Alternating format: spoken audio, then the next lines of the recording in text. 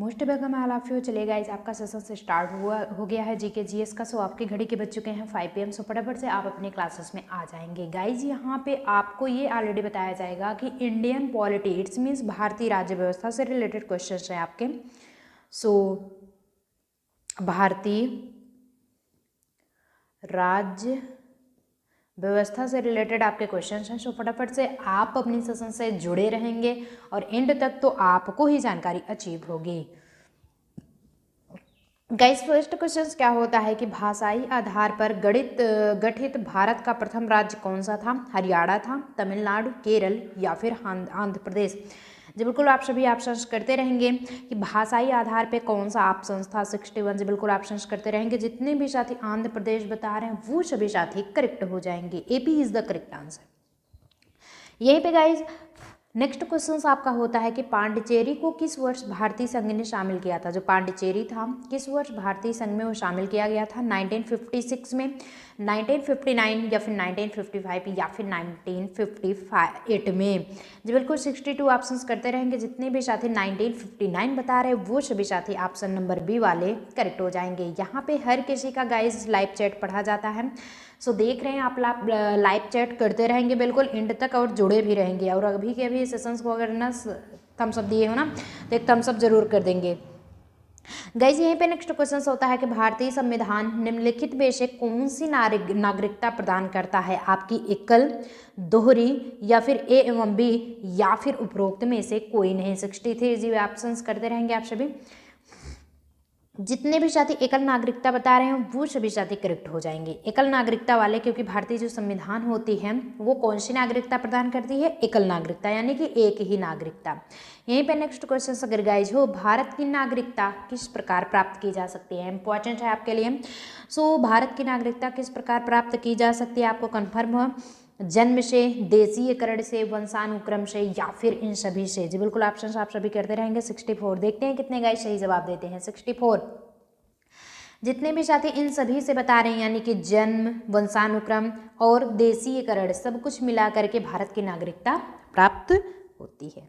यहीं पे गाइस भारत की नागरिकता से रिलेटेड आपके जब क्वेश्चंस हैं तो ये आपके इंपॉर्टेंट भी रहने वाले हैं, ये आपको कंफर्म होना चाहिए। लेकिन सिर्फ ये जानकारी ये सेशन सी वाले अचीव करेंगे, इसलिए इस फैक्ट को करते हैं रिमूव और बढ़ते हैं आगे का पोजीशंस क्या होता है गाइज कि भारतीय नागरिकता का अंत किस प्रकार किया जा सकता है? अगर भारतीय जो इंडियन मतलब कि नागरिकता है उसे अंत कैसे किया जा सकता है? नागरिकता का परित्याग करने से, या फिर सरकार द्वारा नागरिकता छीन लेने से, अन्य देश की नागरिकता ग्रहण कर लेने से, या फिर उपरोक्त में से सभी प्रकार से। बिल्कुल 65 आप सभी ऑप्शन करते रहेंगे। जितने भी साथी ऑप्शन नंबर डी यानी कि उपरोक्त सभी प्रकार से बता रहे हैं वो सभी साथी करेक्ट हो जाएंगे। All of the above conditions clear होगी। नेक्स्ट क्वेश्चन गाइज होता है कि निम्नलिखित में से कौन सी शर्त, ऐसी कौन सी कंडीशंस है भारत की नागरिकता प्राप्त करने के लिए नहीं है? भारत की नागरिकता प्राप्त करने के लिए ऐसी कौन सी कंडीशंस होती है जो कि नहीं है? अधिवास है, वंशानुक्रम, पंजीकरण या फिर संपत्ति स्वामित्व। जब बिल्कुल 66 ऑप्शन देते रहेंगे। संपत्ति स्वामित्व इज द कंप्लीट आंसर और इट्स करेक्ट आंसर। जितने भी गाइज ऑप्शन नंबर डी, यहाँ पे हर किसी का लाइव चैट देखा जा रहा है और टेलीग्राम पे भी आपको कंफर्म कर दिया जाता है कितने गाइज इस सेशन से जुड़ चुके हैं परहैप्सली। और यहीं पे गाइज नेक्स्ट क्वेश्चन अगर बात हो कि वर्तमान में भारत में राज्यों एवं केंद्र शासित इट्स मीन्स स्टेट लेवल के एंड सेंट्रल लेवल के प्रदेशों की संख्या क्रमशः कितनी है? 25 एवं 7, 27 एवं 8 या फिर 28 एवं 9 या फिर 28 एवं 5। चलिए गाइज ये तो आपके लिए बहुत ही इंपॉर्टेंट क्वेश्चन है, वेरी इंपॉर्टेंट है। टेक स्क्रीनशॉट तुरंत के तुरंत। 67 स्क्रीनशॉट लग लेंगे। 28 एवं 9 आपके केंद्र शासित प्रदेश हैं एंड जो स्टेट है वो 28 है। कंफर्म हो गया मैटर? चलिए बहुत अच्छी बात है, आपको कंफर्म हो गया। यहीं पे गाइज होता है 60 भारतीय संविधान में यानी कि इंडियन कॉन्स्टिट्यूशंस में नागरिकों के मूल अधिकारों का वर्णन क्या है? अनुच्छेद 12 से 35 तक या फिर अनुच्छेद 13 से 36 तक, 15 से 39 तक या फिर अनुच्छेद है 16 से 40 तक। देखते हैं अनुच्छेद की कंडीशंस कितने गाइस पढ़ चुके हैं। ये है आपके सिविक्स के क्वेश्चंस, नागरिक शास्त्र जिसे कहते हैं, अनुच्छेद वगैरह उसी में आता है ना।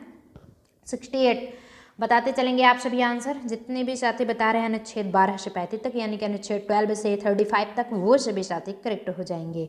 यहीं पे गाइज नेक्स्ट क्वेश्चन अगर हो कि दिया गया है कि वर्तमान में भारतीय नागरिकों को कितने मूल अधिकार प्राप्त हैं। प्रेजेंट टाइम में भारतीय यानी कि इंडियन नागरिक सिटीजन्स को कितने मूल अधिकार, मोरल ड्यूटी प्राप्त हैं।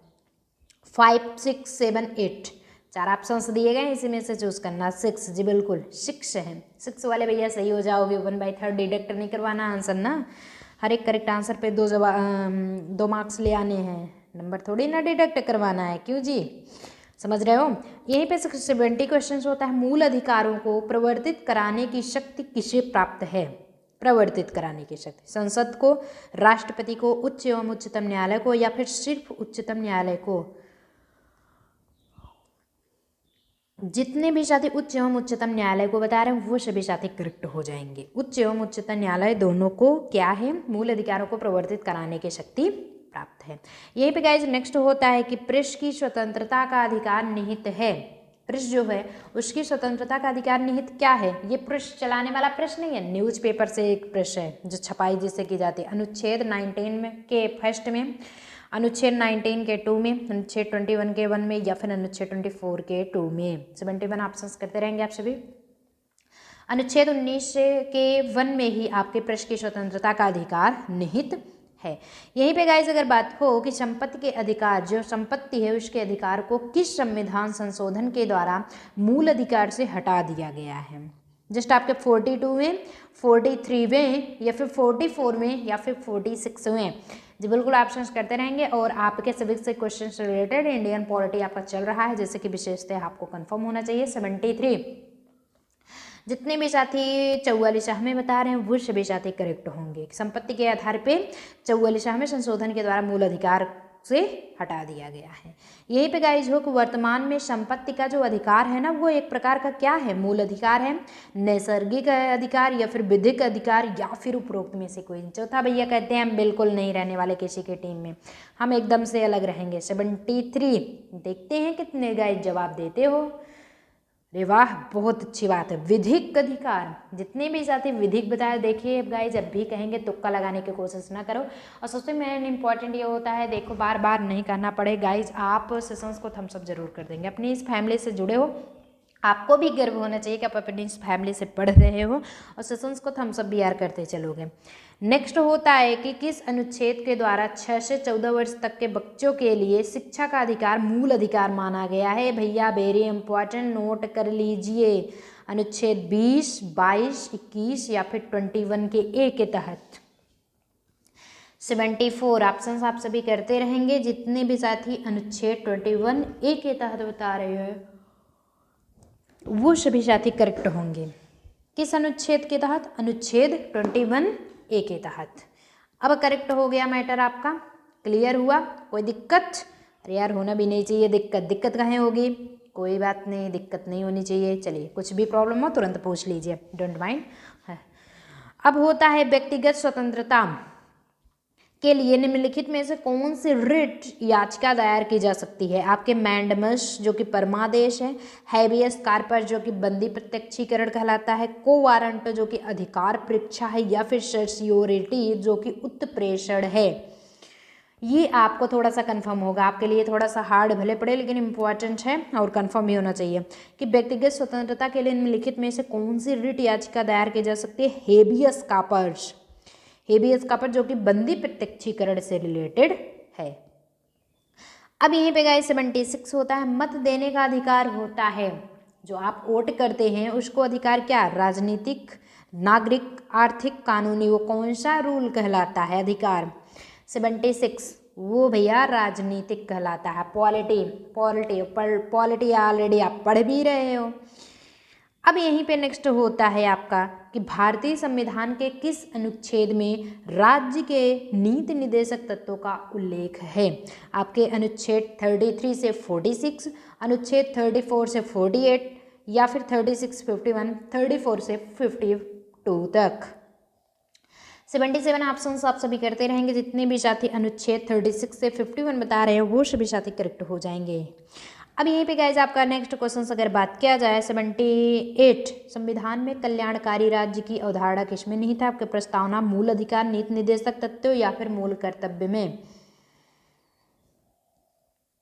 नीति निर्देशक तत्व में जितने भी साथी बता रहे हैं वो सभी साथी करेक्ट होंगे। कल्याणकारी में नीति निर्देशक, और यहीं पे होता है नीति निर्देशक सिद्धांत क्या है, समझ रहे हो? व्हाट इज द प्रिंसिपल, और प्रिंसिपल की स्पेलिंग दो होती है, PRINCIPLE, तो ये सिद्धांत हुआ, बट वहीं पे एक सेकेंड,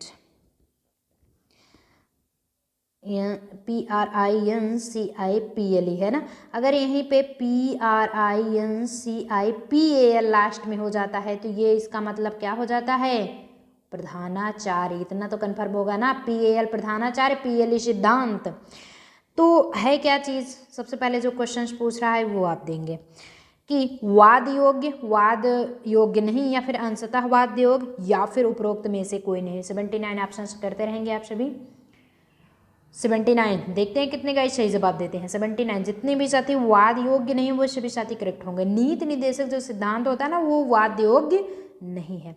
यही पे गाइस लास्ट क्वेश्चन आपका होता है कि भारतीय नागरिकों के लिए जो इंडियन जो सिटीजन्स हैं उनके लिए एक समान सिविल संहिता का उल्लेख किस अनुच्छेद में निहित होता है? अनुच्छेद 40 के तहत, 42, 43 या फिर 44 के तहत? किसके तहत होता है? जी बिल्कुल 44 वाले भैया कंफर्म हो गए, आपका रिजल्ट शो हो गया, मेंशन हो गया।